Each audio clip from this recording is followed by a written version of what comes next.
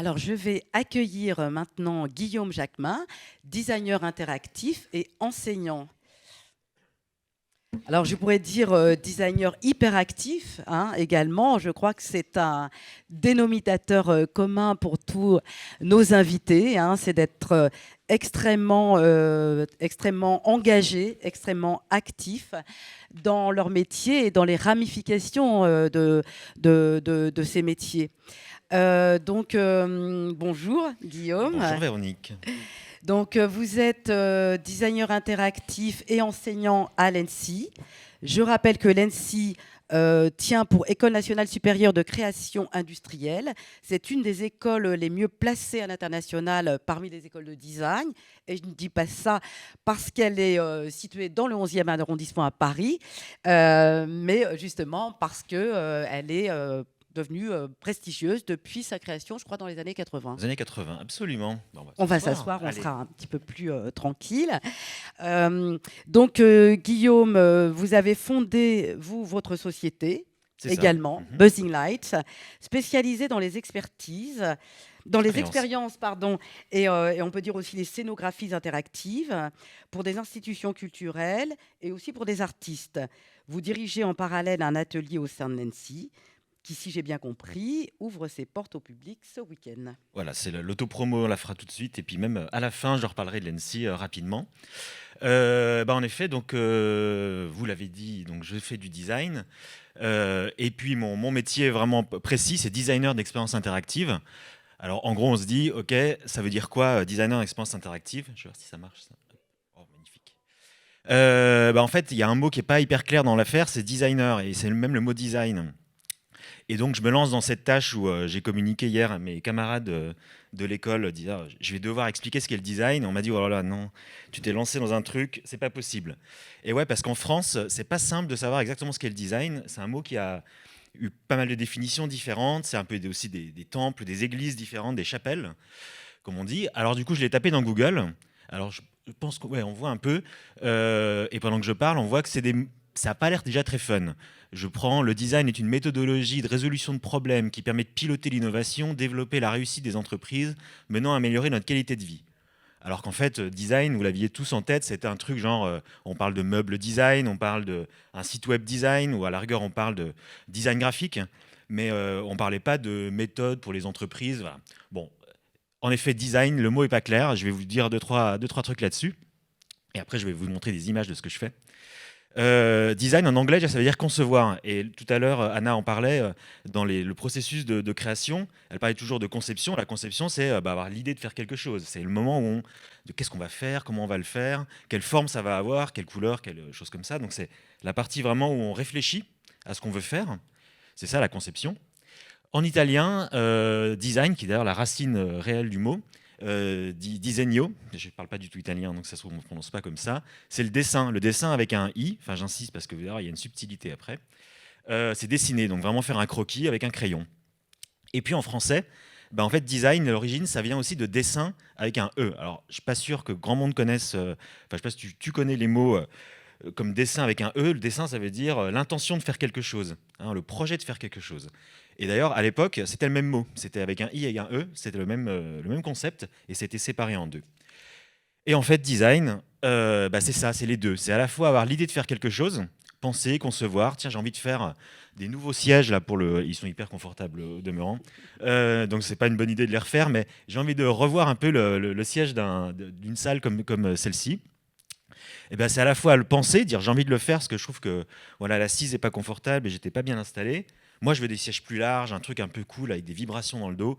Ok, ça c'est penser, mais c'est aussi le faire, l'expérimenter, le design. C'est pas que avoir l'idée et puis se dire voilà, j'ai eu l'idée, c'est fini. C'est l'expérimenter. Donc c'est toujours l'alternance entre les mains et l'esprit. En anglais, ils disent mind and hands. C'est ça, quoi. On pense quelque chose, on l'expérimente, on le fait, on le teste. Je prends un bout de bois, un bout de tissu, clac, clac, clac, et je fabrique ma chaise. Alors, comme je suis très bavard, je sais que là j'ai Oui, divergé. faites attention Et- parce qu'on n'en est toujours pas au design interactif. Et je vous avais dit, voilà, donc c'est Et ça. c'est très intéressant, effectivement. Vous Juste du métier, oui. rappeliez ça. Je me souviens dans les années 2000, quand je travaillais à Étape Graphique, Oui, oui, oui. eh bien, le mot design était interdit. Il fallait faire une périphrase pour expliquer ce dont on parlait. Hein. Donc, je vous redonne la parole. Et vous n'hésitez pas à me recouper quand je diverge. Et là, donc je termine juste, c'est faire ça, mais c'est offert aussi avec avec le monde dans lequel on vit. Donc, on pense aux matériaux qui sont recyclés, etc. Et à l'émotion que ça peut provoquer. Donc, il faut que ce soit beau, par exemple, ou que ça raconte quelque chose, qu'il y ait une histoire. Donc, le design, c'est tout ça. Moi, ce que je fais, des expériences interactives, et très concrètement, donc je suis designer, mais dans une section précise qui est donc pour les musées. Et en gros, j'essaie de faire en sorte que les expos, dans les lieux que vous visitez, ou quand vous visitez un monument national ou quelque chose comme ça, que ce soit un peu plus sympa, que vous soyez un peu plus impliqué dans la visite, que ce soit pas comme un cours qu'on écoute et puis on reçoit l'information, mais qu'on puisse un petit peu interagir avec et qu'on passe un bon moment dans les expositions et qu'on apprenne quelque chose.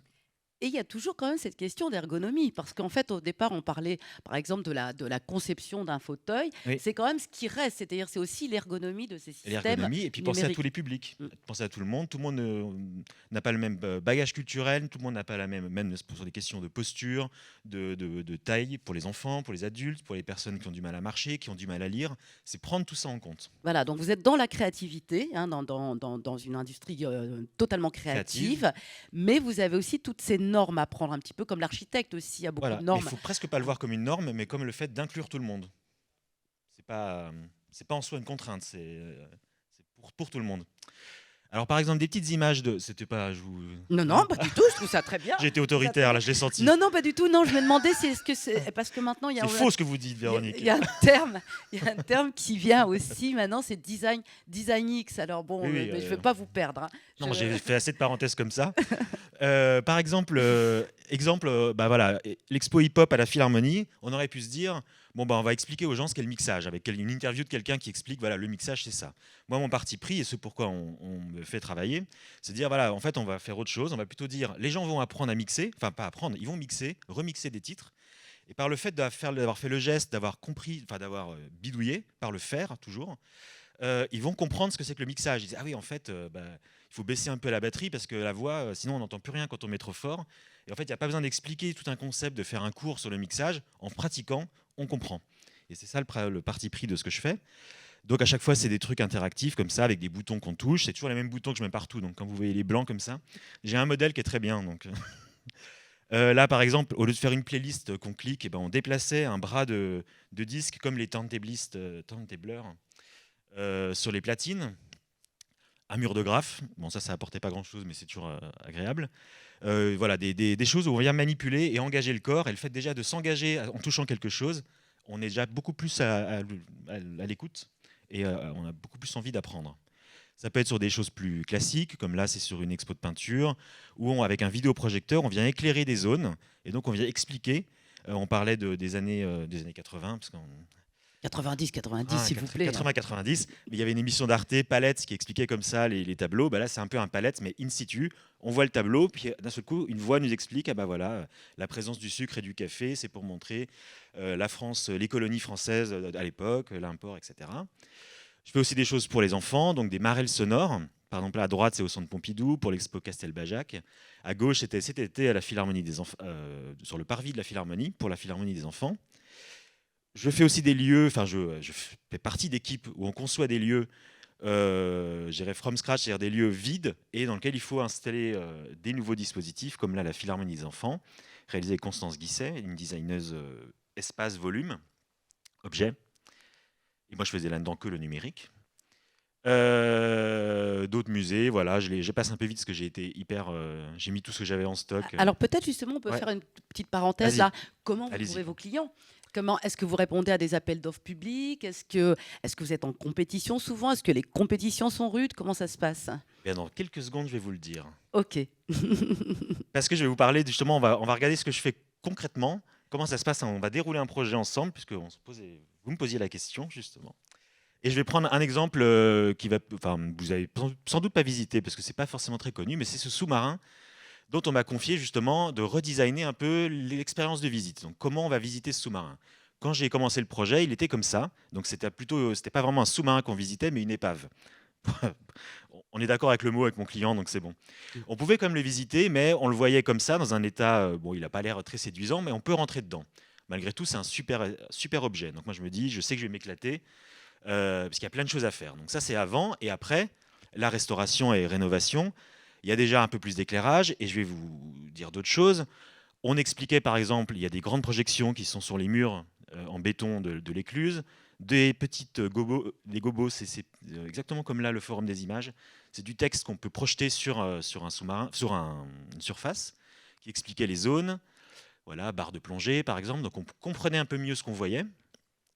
Du vidéo mapping sur le massif, qui est donc la partie que vous voyez là, le truc noir qui ressort des sous-marins, qui explique ce qu'il y a à l'intérieur, parce qu'en fait, c'est plein de tuyaux. Voilà. On faisait aussi, ça c'est toujours les petits clins d'œil qu'on aime bien faire, parce qu'on essaie quand même de s'amuser, c'est que la nuit, le sous-marin, on peut voir au travers d'un grillage, il est allumé en rouge, un peu inquiétant, comme ça, un peu façon Union soviétique, espionnage, voilà.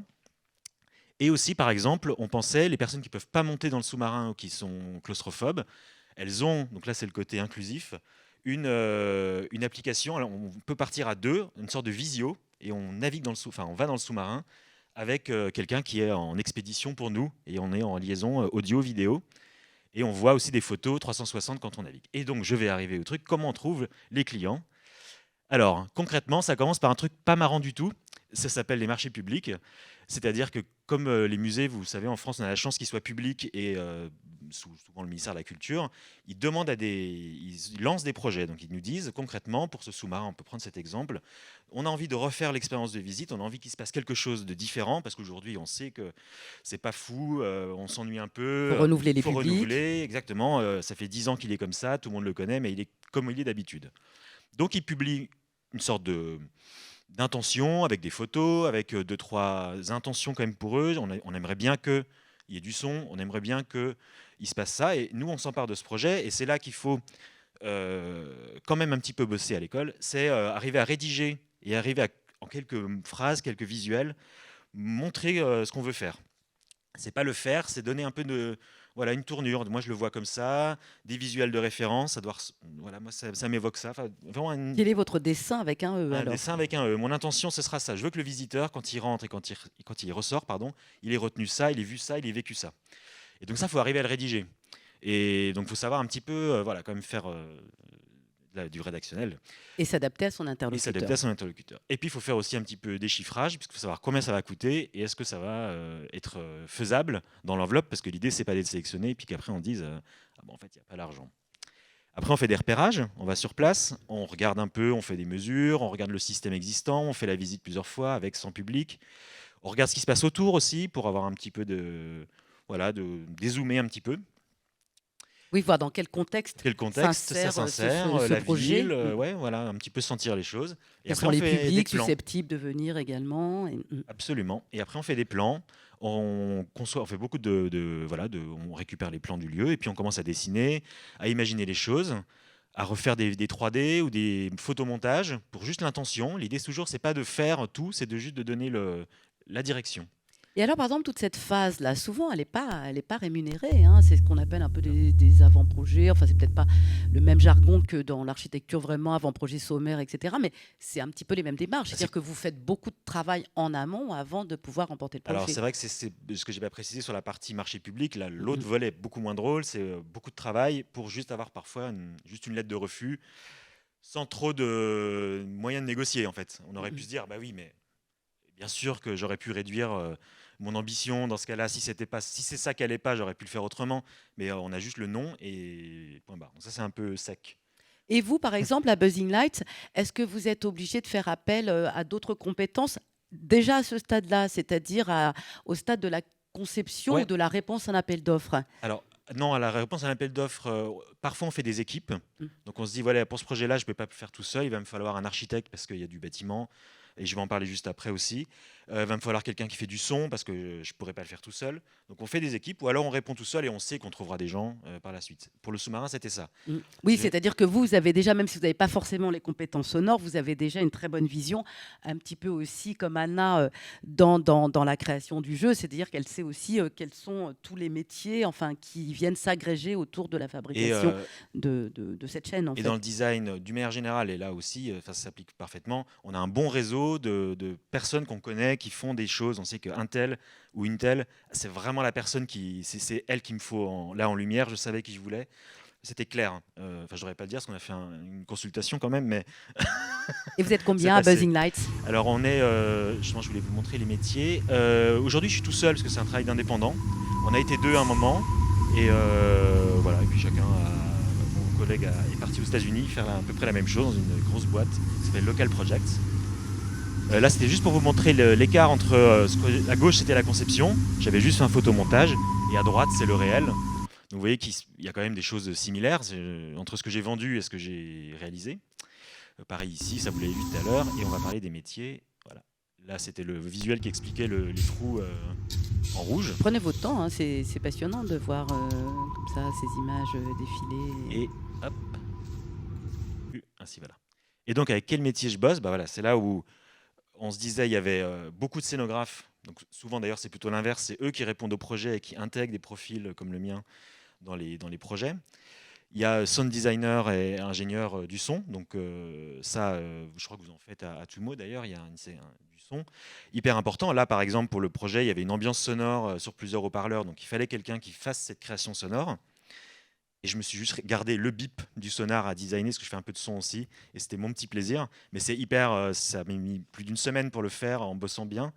Parce que c'était la clé du projet, c'était ce bip. Donc, Le bip du sonar. Le bip du sonar toutes les 5 secondes. Et en fait, comme on l'entend toutes les 5 secondes, il a intérêt à être bien quand même. Je suis sûre que vous avez vu le spectacle Dome Time par ces fameux Japonais qui démarraient comme ça, enfin qui étaient scandés par un bip sur la grande scène de Créteil dans les années 90. Ah, ça nous a tous j'ai raté marqués. cette rêve. Voilà. Beaucoup de donc, light designer qui a travaillé toute la lumière avec moi. Donc l'idée, c'est que moi, je fais la direction artistique. Là, c'est-à-dire, je dis un peu ce que j'ai envie qu'il se passe, et puis Cathy, qui a fait la lumière, à elle apporter son expertise et son regard d'artiste, de designer, mais sous un espèce de truc où j'assure la cohérence du projet. Moi, j'assure mon objectif, c'est la visite, le visiteur, la visiteuse. Design graphique énormément pour les écrans. Quand je fais des choses interactives sur écran, il y a toujours besoin de ça, de ces métiers-là.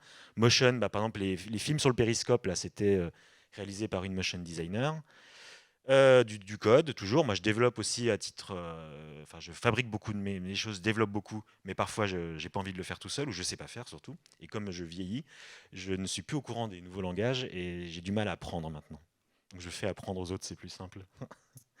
Technicien audiovisuel pour venir installer des proches, installer des lumières, des photographes, maquettistes, donc des gens qui fabriquent des modèles réduits d'éléments, conservateurs, conservatrices, documentalistes, bref, il y a du monde. Et après, on vient régler les choses. Donc moi, je suis à droite, parce que je ne monte pas sur les trucs comme ils font, mais donc des métiers différents. Et voilà. Et du donc, coup, comment j'en suis arrivé là? Voilà, je vous pose la question, puisqu'elle est toute écrite. Ouais, j'avais devancé les questions. Pourtant, on ne s'est pas contacté avant. Hein. Ah non, alors en plus, j'ai été très mauvais élève parce que j'étais injoignable. Je suis toujours injoignable. Et pourquoi était-il injoignable? Parce que vous travaillez, vous enseignez aussi à J'enseigne l'ENSI. voilà. Donc moi, j'ai fait une école d'ingénieur au début. Donc déjà, au lycée, j'avais aucune idée de ce que je voulais faire. À part, j'aimais bien ces métiers de la conception, c'est-à-dire j'aimais bien faire des trucs, faire des choses. J'ai pas eu la chance comme vous d'avoir ce genre de moment pour rencontrer des professionnels. Donc je savais même pas que le design existait. Je connaissais l'adjectif et pas le mot, c'est-à-dire pas le nom. Je savais que les trucs étaient un peu stylés et cool, mais c'était pas. Design. C'était design, mais c'était pas le design, la discipline. Donc je me suis dit une discipline de conception ingénieur, voilà, ça pouvait être une valeur sûre, et j'étais pas mauvais en scientifique et tout ça. Donc j'ai fait ça en électronique, système embarqué. Je suis ensuite allé dans une boîte qui a ouvert tout, parce que c'était donc une boîte qui n'existe plus, qui s'appelle La Kitchen, qui faisait des capteurs pour la danse, pour le spectacle vivant, qui réalisait pour les artistes toute l'électronique et toute la technologie. Ça, c'est en 2002. 4. Donc en 2004, il n'y a pas tous ces outils de prototypage rapide, il y a plein de choses qui n'existent pas, et donc il y avait besoin de ce genre de boîte. Ensuite, après, bon, j'ai fait un master dans un truc complètement qui ne va pas vous parler, donc modélisation, optimisation de systèmes, et moi ça m'intéresse. Et surtout, c'était la passerelle pour pouvoir peut-être enseigner, donc j'avais envie de ça, puisque l'école d'ingénieurs étant une école privée, ça me privait de toute la partie universitaire et donc peut-être recherche. Donc ça, c'était un petit moyen de rejoindre le public. Après, j'ai fondé un premier studio qui reprenait un peu ce que j'ai dit sur la kitchen, c'est-à-dire électronique pour les artistes, que j'ai quitté assez vite parce que c'est pas un milieu où il y a eu, où on a une visibilité sur les projets. Ça dépend beaucoup des financements et c'est voilà, c'est un peu difficile à Oui, c'est un suivre. peu le milieu artistique et Et donc j'ai c'est mal pourvu. préféré une industrie plus claire qui est l'industrie des musées. Et parce que là, c'est complètement cadré. Et en plein développement. Et voilà, et en plus, c'était pas une mauvaise. Pour une fois que je fais pas un mauvais choix comme ça, là, c'était pas mal vu. Et j'ai mis quoi après? Et du coup, oui, je me dis designer, mais je me ferais taper sur les doigts par les vrais designers qui ont fait des écoles de design Pour fabriquer des chaises. pour fabriquer, entre autres, des chaises. Non, j'ai pas fait d'école de design, et c'est pas grave, en fait. C'est en faisant. J'ai appris ce que je faisais, le nom de ce que je faisais, un peu tard, finalement, presque. C'est en pratiquant mon métier, je dis, mais en fait, c'est du design, ça. Voilà. Et maintenant, vous êtes enseignant dans une des meilleures Et écoles de maintenant, design. du coup, il y a eu cette occasion possible, un peu sur la crise, donc j'ai pas encore 40 ans, mais sur cette espèce de moment où j'ai vu ce poste libéré. Donc moi, j'ai quand même toujours travaillé de manière travailleur indépendant, toujours en équipe, mais quand même sans boss et en faisant ce que j'avais envie de faire. Et je me suis dit, bon, passer de ça à un CDI dans une boîte, t'en parlais, Anna, c'est un peu un saut, mais je me suis dit, allez, on y va. Et en même temps, c'est une école qui n'est pas une école où il y a une grande hiérarchie, donc je savais que j'allais être autonome. Enfin, j'allais pouvoir faire des choses. Et maintenant, je m'occupe de l'atelier numérique, en effet, à l'ENSI, que vous pouvez visiter jusqu'à 19h ce soir. Et alors, ce qui est génial, c'est que non seulement vous enseignez, mais vous pouvez aussi apprendre de vos élèves, parce que c'est un petit peu ce qui se passe dans ces écoles-là. C'est même ce qui est le plus effrayant, c'est les premiers jours dans l'école, parce que tout ce que je fais dans les musées, en fait, moi, enfin, je dis souvent, ça déroule, c'est que le projet, je sais comment on fait toujours un petit peu la même chose aussi, donc ça roule. Mais là, les premiers projets sur lesquels on m'a questionné, c'était de l'IA pour découper des films et reconnaître ce qu'il y a dans les valeurs de plan, tout ça. Et je me dis, waouh, mais ça, je sais pas faire. Donc le soir, je commençais à regarder des tutos pour le lendemain pouvoir répondre à mes élèves. Et je me dis, si ça continue comme ça, en fait, je suis nul. Et en Non, mais vrai, surtout, ne dites pas ça. C'est parce que et ça non. va tellement vite. C'est-à-dire qu'effectivement, Et j'avais plus l'habitude l'IA, la d'apprendre. VR, les métavers, tout ça, on en a entendu parler Mm. depuis les années 90. Et puis après, ça fait un gros flop. Et puis là, ça revient en force. Alors justement, j'allais vous demander, qu'est-ce que vous pensez cet engouement, cette reprise d'engouement par les gens qui nous gouvernent pour ce tout numérique, alors qu'il y a eu énormément de gens très créatifs, comme ce fameux Thierry Cauduit que vous avez pu rencontrer à la La Kitchen, kitchen. qui a vraiment été, je dirais, une entreprise, un studio mythique, hein, comme le logiciel Max MSP, par exemple, développé à l'IRCAM, qui a permis à tous les artistes de pouvoir créer des interfaces, hein, entre le son et le mouvement et démarrer en fait ce design interactif, hein, en créer les prémices. Et bon, qu'est-ce que vous pensez justement de ce retour comme ça de l'IA, des métaverses? Est-ce qu'il est un petit peu surfait ou est-ce qu'au contraire, et peut-être les deux, mon capitaine, vous allez me dire, est-ce qu'il tombe à pic? Est-ce qu'effectivement, maintenant, il y a des outils, il y a des jeunes gens formés pour que ça puisse décoller et surtout apporter quelque chose dans nos ergonomies quotidiennes et plutôt que de les polluer finalement. Je dirais, en tout cas, là, c'est un point de vue très perso et pas de l'institution ici, mais aujourd'hui, on n'a pas encore vraiment trouvé tous les usages. Mais c'est justement ce qui est hyper intéressant, c'est un champ de création énorme. Du moment qu'on s'en saisit aussi avec un appareil critique, c'est-à-dire savoir qu'on y va, mais on sait bien que c'est quand même piloté, entre autres, par Meta, par des expériences sociales qui sont complètement cadrées. Donc, Bah, c'est-à-dire qu'on a l'impression qu'on crée un marché plutôt que de et répondre à oui, des mais ça usages. n'empêche pas, malgré tout, d'inventer encore. Il y a encore largement le temps d'inventer des usages. Donc, nous, on incite les élèves à y aller. Enfin, je dis y aller comme si c'était, mais vraiment à mettre le casque et à dire mais qu'est-ce qu'on fait de ce truc? Qu'est-ce qu'on fait de ces métaverses? Allons-y, mais gardons tout l'appareil critique derrière. C'est-à-dire, sachons que c'est pas ni le futur ni à bannir, parce qu'il y a un peu parfois on dit le métaverse c'est ultra polluant, c'est des expériences qui sont juste pilotées par des gens qui l'ont préécrit nos scénarios quelque part dans Meta, on peut juste lancer des balles dans des paniers et parler à des gens en fait concrètement. Alors que Euh, dans votre parcours, ce qu'on voit, c'est que vous avez fait du il sur-mesure. faut, C'est-à-dire vous avez à chaque fois eh oui, répondu à une demande précise. comment détourner le système, comment le hacker. Je crois que c'est là où faut, en tout cas là où nos élèves y vont aujourd'hui, c'est sur ces registres-là.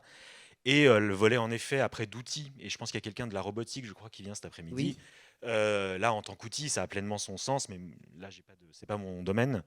Mais je pense qu'en effet, un outil de travail pour visualiser les machines, ce qu'on appelle beaucoup le jumeau numérique, voir les machines avant de les manipuler, donc les voir en 3D, presque les manipuler comme ça pour s'entraîner. Ça semble être un super usage sur lequel d'ailleurs l'école va aussi se positionner pour que nos étudiants apprennent à se servir des machines virtuellement avant d'aller sur la machine ou puissent à ce moment voilà, commencer à la connaître en 3D, en vrai, enfin à l'échelle 1.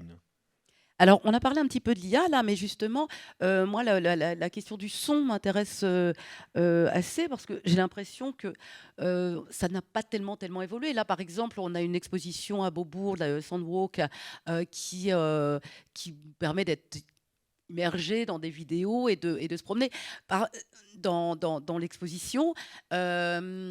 À partir du son, hein, à partir du signal sonore. Je me souviens, dans les années, je me demande si c'est même pas la fin des années 80, d'une superbe exposition, je crois que c'était à la Cité des Sciences ou à la Villette, sur le cinéma, où on se déplaçait comme ça avec des casques. Et puis là aussi, d'un seul coup, plus rien. Alors que ça, ce sont des formidables, je trouve, interfaces pour créer de la connaissance, voilà, Ce qui la est pas, circulation dans une exposition. Et... le son, ce qui est pas facile, moi c'est mon matériau préféré, le son, et ce qui est pas facile, c'est que ça pollue, ça diffuse partout. Donc il faut des expos où ce soit 100% sonore, mais ça peut pas être partiellement des alcôves un peu comme ça, isolées, parce que c'est comme les boîtes noires dans les musées quand on veut mettre une projection. Voilà, il faut vraiment construire quelque chose de hyper isolé, ou alors il faut que ce soit total, immersif, comme Atelier des Lumières, ou ce genre de choses où il y a l'image partout. Mais je suis plutôt en mode, si on fait des expos, il faut qu'elles soient totalement sonores à 100%. Ce que fait d'ailleurs la Philharmonie, par exemple, sur leurs expositions temporaires, qui sont, quand il y a le choix de la musique, il est assumé et il est diffusé partout. Après, sur les techniques, il y a beaucoup de spécialisation. Et la prochaine expo, d'ailleurs, c'est l'occasion de rebondir là-dessus pour une petite innovation euh, qui va avoir lieu à la Philharmonie de Paris. Ça va être une bande son, pardon, sur Basquiat. Excusez-moi, je ne Hmm. retrouvais plus.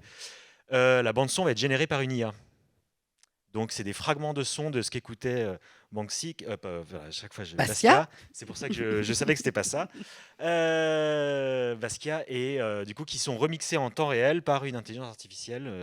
Alors le public le saura, mais en fait, ça sera comme une bande son traditionnelle pour lui, je pense. Mais par exemple, d'une tentative de quelque chose de nouveau. Mais ce n'est pas vous C'est pas moi, non, qui du avez coup. pu avoir Voilà, c'est d'autres. Mais remporté moi, j'ai ce... plus beaucoup le temps, et c'est pour ça. D'ailleurs, je crois que c'était ça ma slide d'après. Voilà. Et c'était que, évidemment, avec le temps de travail à l'ENSI, donc en 3 jours par semaine, je 3 suis jours à par semaine, l'école. c'est énorme quand même, hein. Est-ce que Euh, vous suivez en fait des gens qui sont aussi en post-diplôme ou comment ça se passe? ça suit Quel est le profil de des gens, des étudiants? On dit étudiants, hein, on encore. dit élèves ou étudiants. Oui. Ouais, assez tout profil, c'est comme une école d'art appliquée, de design. Ils viennent soit du post-bac jusqu'à des parcours. Enfin, nous, tout est. Enfin, pardon, je vais reformuler la réponse. Dans cette école, tout est individualisé, c'est-à-dire le projet de l'élève. C'est le projet de l'élève qui compte, et donc chaque cours, chaque chose avec ça est personnalisé pour l'élève. Donc, Donc là encore, en ça tant prend beaucoup de temps. qu'enseignant, vous faites du sur-mesure. On fait du sur-mesure et on fait pour du projet. Donc, c'est pas des cours, des enseignements théoriques. C'est à chaque fois, j'ai besoin de faire ça. Voyons comment on va le faire, avec quel outil, quelle méthode. Et on forme les élèves à chaque fois pour le besoin dont ils ont. Donc, c'est toujours apprendre en faisant. Et ça, c'est la base à Tumo. Et c'est la base, je pense, enfin, j'ai l'impression que c'est comme ça qu'on apprend bien. C'est quand on a besoin de faire quelque chose. Voilà, deux approches publiques. Pardon. Deux approches Oui. publiques, Tumo Et oui. et l'ENSI, qu'on peut quand même saluer ici. Qu'est-ce que vous aimeriez faire? Avec qui vous aimeriez travailler? Vous avez parlé, par exemple, de Constance Guisset, qui est cette scénographe très connu, ok. hein, un petit peu star. Et donc, je pense que ça a dû être intéressant de travailler avec et pour elle. Avec qui vous aimeriez travailler et sur quel projet, là, vous aimeriez, voilà, votre projet rêvé.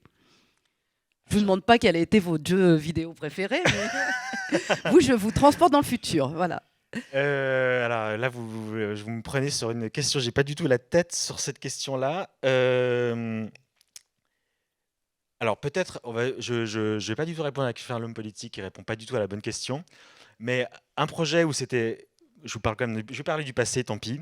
Mais il n'y a Euh, aucun problème. Allez-y, Guillaume. un projet sur lequel qui était assez agréable, c'est pour un compositeur qui est aussi enfin, assez connu, je pense, en musique contemporaine, en tout cas, qui s'appelle Pascal Dussapin, qui a travaillé qui a fait une installation avec, on a disposé 85 haut-parleurs dans le Panthéon, c'est toujours actuel, hein, dans lequel il y a une bande son, on a mixé tous les soirs pendant un mois. Donc en parallèle de l'école, c'est très pratique. Toutes les nuits dans le Panthéon. Et là, c'était un projet dans un lieu incroyable, dans lequel on avait quelque part les clés.